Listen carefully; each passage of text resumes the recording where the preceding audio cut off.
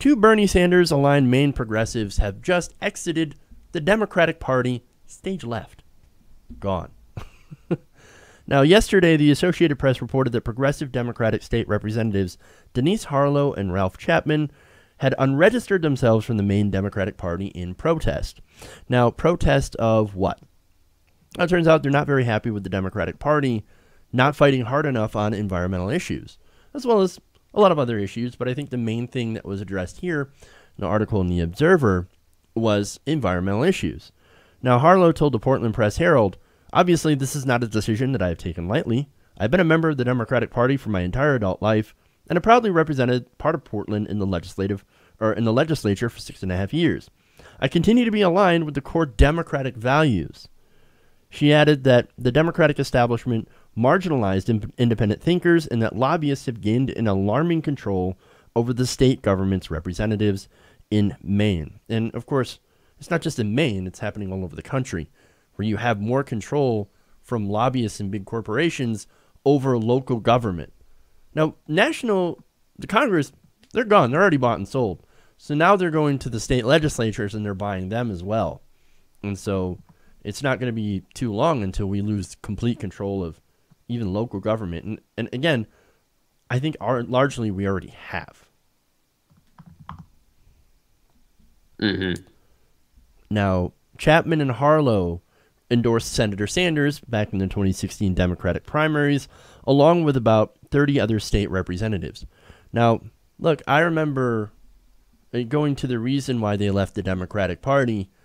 I remember us, you and I, Ron, and other progressives, basically going after Hillary Clinton and the Democratic Party for not speaking out against fracking. In fact, Hillary Clinton was promoting fracking, and she used her position in the State Department to promote it around the world, which obviously is a bad idea. Because, again, we don't know what's in that proprietary fracking fluid that they're shoving into the ground. And, of course, you have increased methane release. Yes, it's not as bad as coal, but it's still bad. And the question isn't really, if this is worse than the other thing, then we should use the other thing. It's they're all bad, and we should not use any of them. And I'll have people, of course, that disagree. Dear friends of mine that will disagree. Hey, natural gas is a bridge, so we can do it something better. We've got to have something to run our economy right now. And I'd rather them use natural gas and coal. But again, it's that tranquilizing drug of gradualism that I completely, disagree with. So not only that, but a lot of that energy is not staying domestic anyway. I mean, pretty much none of it is. So it's just a propaganda right-wing talking point to say that, and I know a lot of people, like, they're coming from a place of, trying to assess the situation.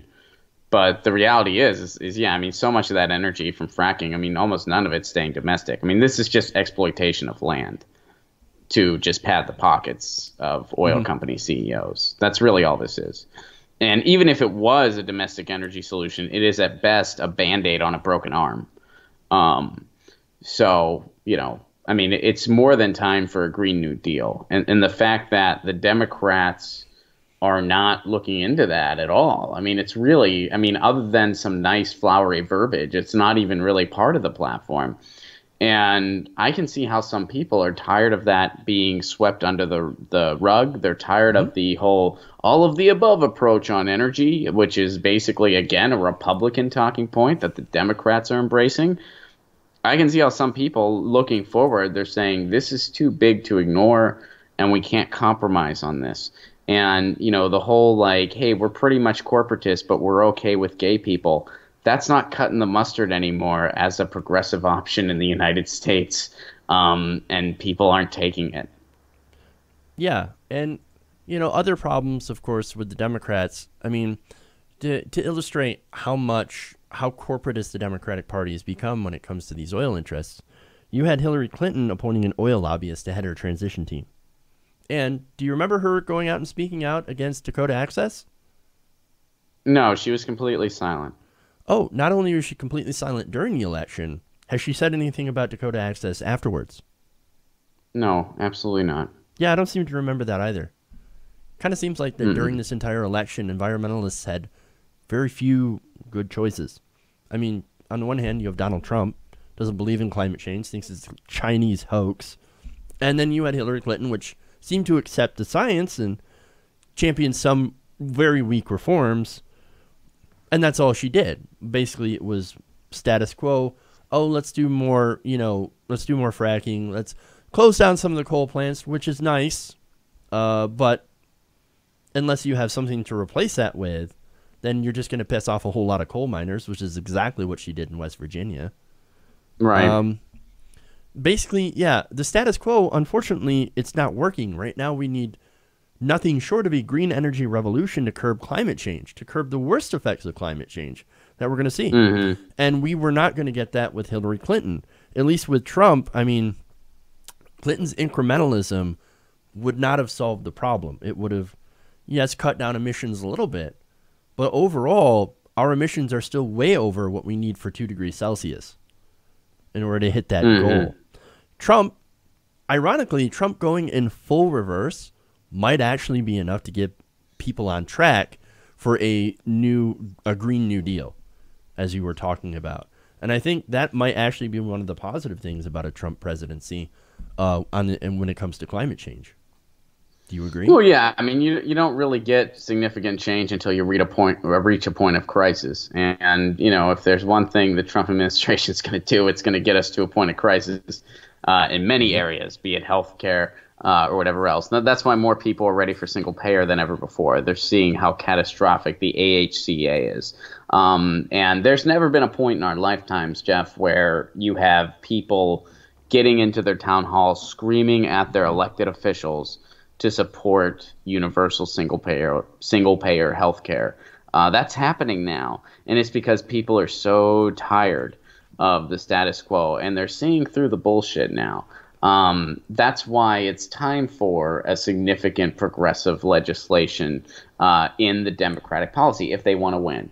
I think if they put single payer in the platform, they would have a sweep in 2018. I think that if they had a Green New Deal, because people want to know, especially people in states like Pennsylvania, Ohio, Michigan, swing states, BTW, they want to know that a party has their back when it comes to a job.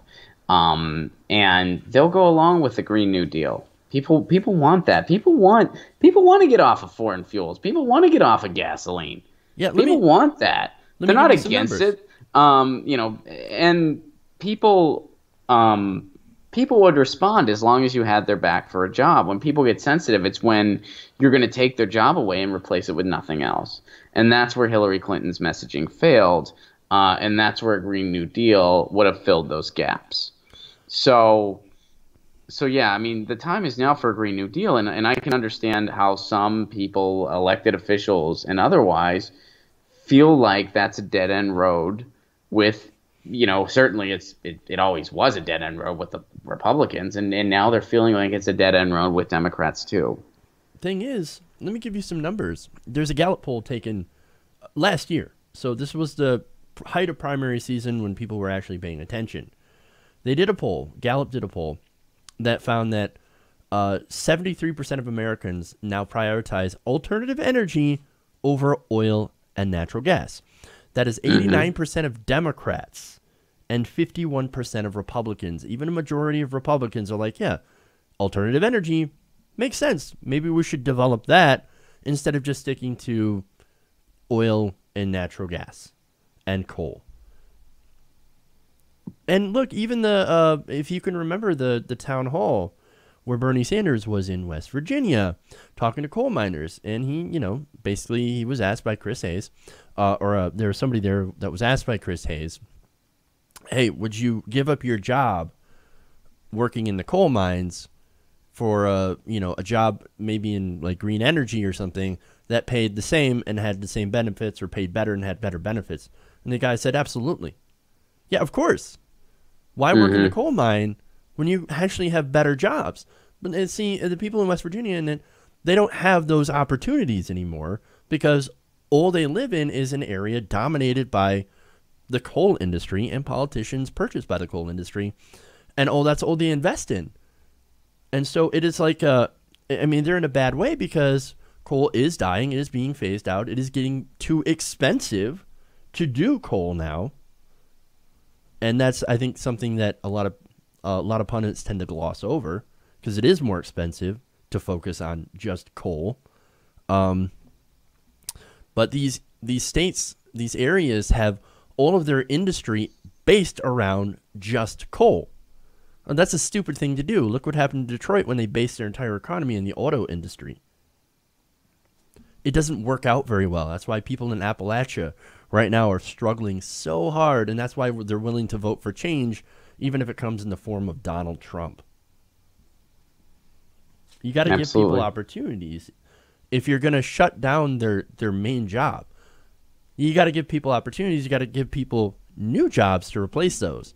And I think if you run with that economic populist message of, hey, don't worry, we're gonna make sure that you guys have a job while we transition away from coal, oil, and natural gas with this, and that's of course part of that Green New Deal. That's the whole point. Let's transition, but let's do it in a way that creates jobs and opportunity in these areas that are going to be the hardest hit.